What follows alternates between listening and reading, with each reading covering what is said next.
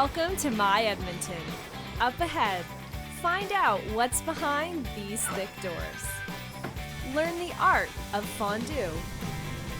Take the stress out of your relationship. And local artists give the gift of portraiture.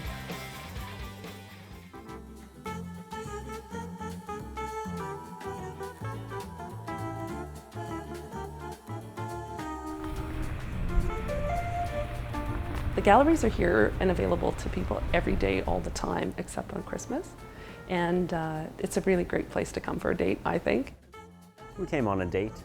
Come check out the museum for Valentine's Day for, this special occasion.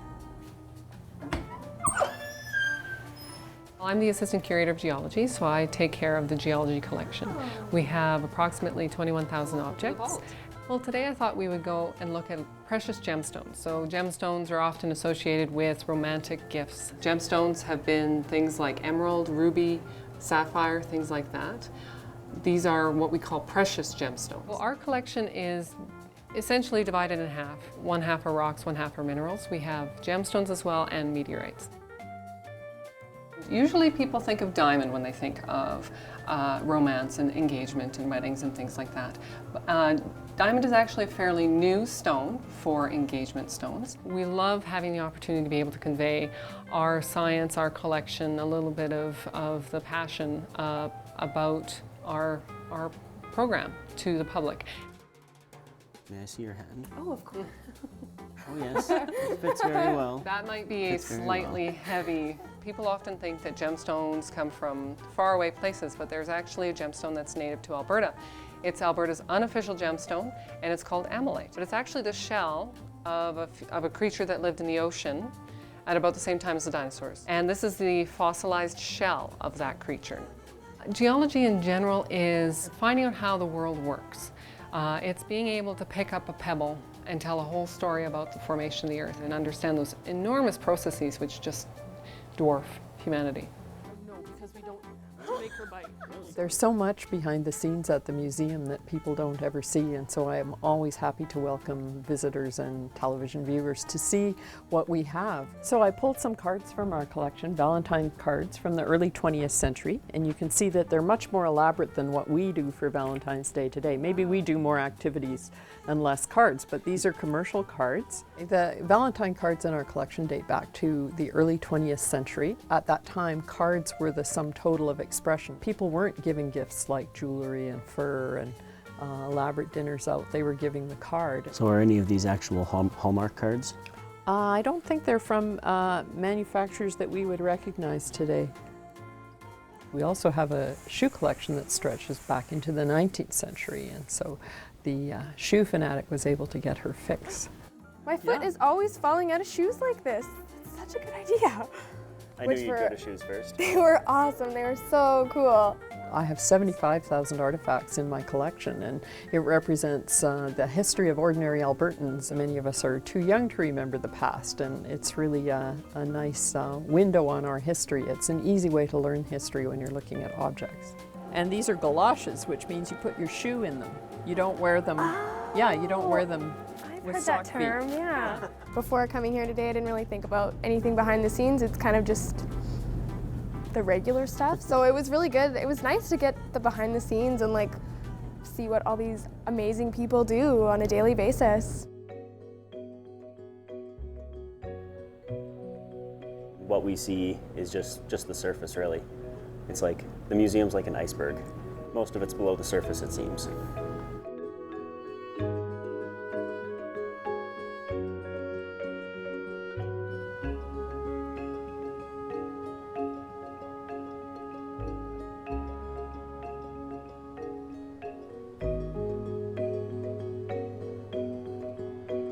One actor, one audience member, one blind date.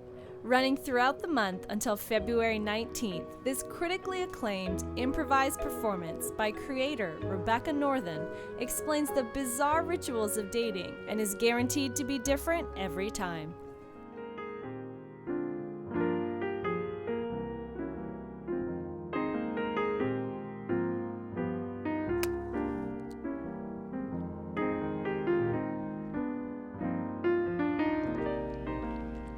You could call fondue engaging cuisine.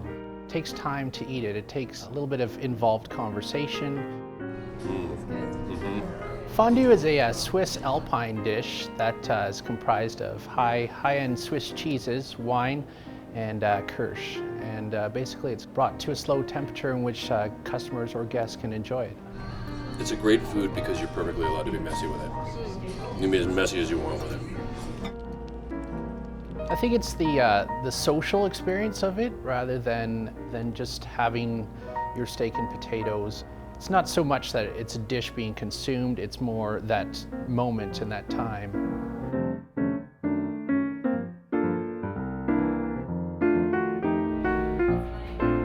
We're going to make the Swiss fondue today. What we're going to start off with is a little bit of garlic and then placing it over heat. When that's heated up a little bit, add your 150 milliliters of wine and let that come to a little bit of a boil. Add your mix of cheeses, Danish Fontina, Swiss Emmenthal, and Swiss Gruyere. So while that's melting, take cornstarch, about 2 teaspoons, and mix it with about an equal amount of wine. And that thick paste is actually what's going to thicken up the fondue to make it spread over that bread nice and easily. While that's waiting, we'll just add a little bit of nutmeg powder into it. About a pinch and a half. And that's going to add a nice nutty flavor to the fondue there. And we've also got our Kirsch here as well. Kirsch is a cherry nut alcohol. And you use very little because this stuff is extremely strong. About a half a capful, and dump it right into there. And just keep adding a little bit into it until it becomes nice and thick. And it'll take a couple seconds, and it'll start to bubble along the sides. You'll have larger bubbles, which means the stuff's getting thicker and thicker.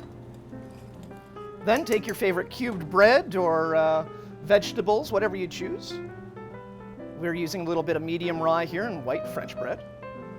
And it should just cover it nice and easily and stick onto there. It's going to be hot, but delicious. I think Edmonton is a fondue city.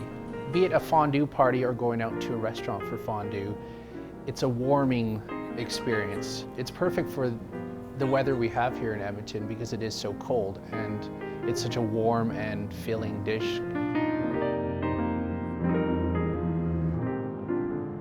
Dipping your fork into that cheese, almost seeing who's going to dip first, who's going to dip second. You look across the table at your partner, at what they're thinking, and you're imagining what their thoughts are or what their senses are. It's very much a sharing experience, and you can see it with couples tucked away in a dark lit corner sharing that fondue and not rushing through it, not so much that they're hungry, but rather there to experience it.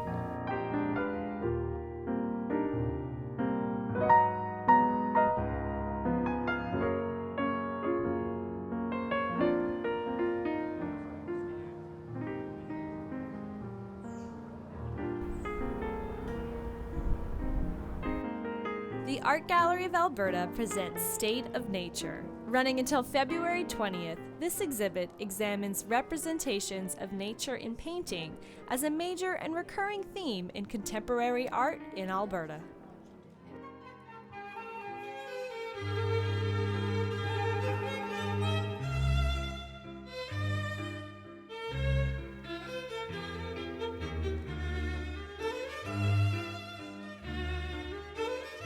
Every day we all go to work, we drive in a very busy traffic, we are very stressed.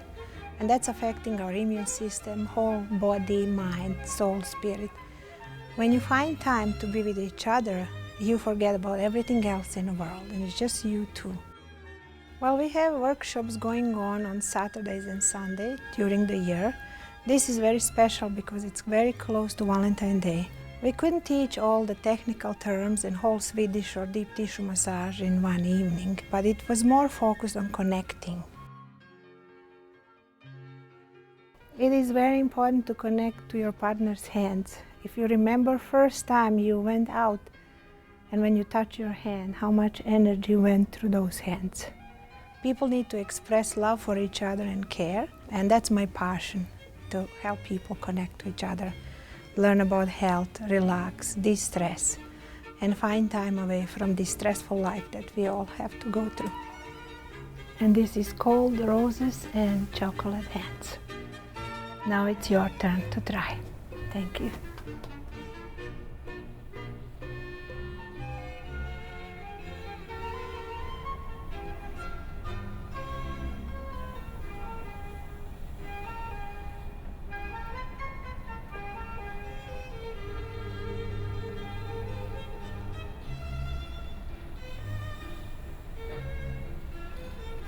When you find time for each other, away from work, away from family, away from kids, away from TV, and just set that time up, it's unbelievable how it affects your mind, your body, your soul, your spirit. So you become one as a person, and there is no chance that anybody is going to come into that and break it. It was good. It was really good. I was skeptical to come, as a typical man might be, but when I got here, Shauna made me feel more comfortable, and Luba was great. I think every couple must learn how to pamper each other, and it brings you more closer. Especially on the hard day, she's tired, a quick back rub or a foot massage. And it's awesome. Yeah, see, there you go. Happy wife, happy husband. You can tell. It was very interesting to learn new techniques, learn how to relax, how to connect. It brought something more than a mental state. It brought something more physical, more of touch, something that is all around, and it's pretty awesome. We have a wonderful, caring teacher, yeah, that's for sure. For sure.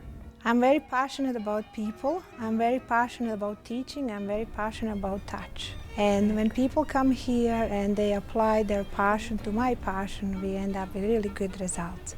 Okay, thank you so much, and thank you.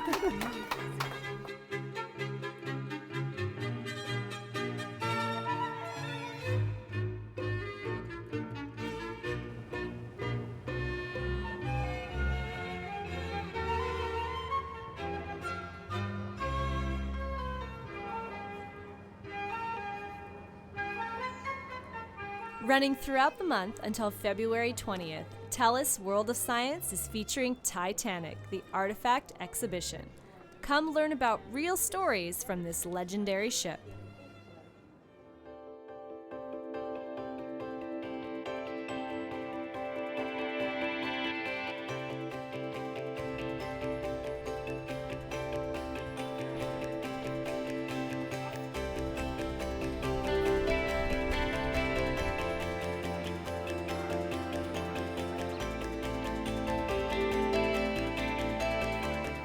This time I'm really committed to getting it together and keeping it together.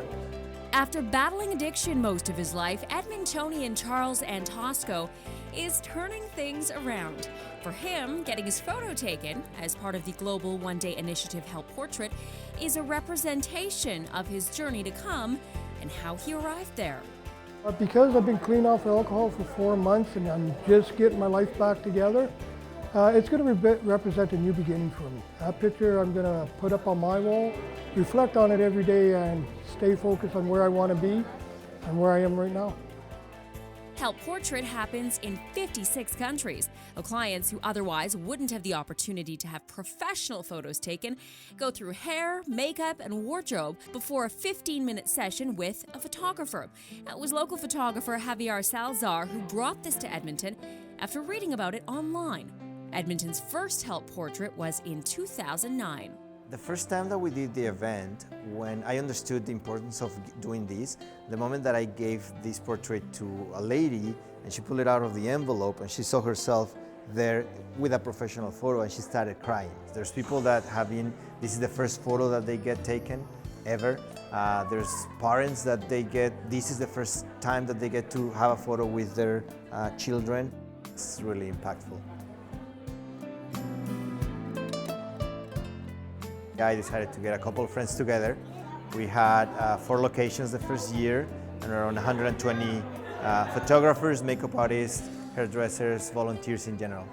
Bruce Clark is one of those volunteers, and for him, this is just a way to give back through his work.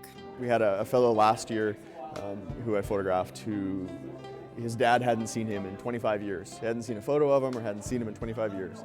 And so he came down, got his photo taken, and he was going to send it to his dad. In a lot of cases, the people that we're photographing today maybe don't have that much, or they've fallen on some hard times or some bad luck, and they really appreciate any opportunities that I think are given to them. And so from that standpoint, sometimes it can feel a bit more rewarding as a photographer, to get that feeling back and a bit of that love back. That feeling is shared amongst all of the Help Portrait volunteers. Each one of them have motive to give back. In some cases, they know firsthand what the Help Portrait clients are going through. I think it's about being able to look at themselves and saying, you know what, I can be someone in society. I'm not just a nameless person. I have my picture and I am someone in our world. You know, I grew up in a single family home and I never had the opportunity for my mom and I to come do a portrait like this.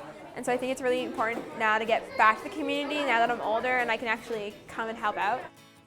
To get the message out, organizers like Javier reached out to organizations, local shelters, to pass along information about the event, which they also promote through posters throughout the city. Well, somebody comes in, we have a welcome table, they sign up there. They explain the process at that moment so that we know if they want to get her hair done or makeup, or if they want new clothing, we'll take them to all those 3 different stations.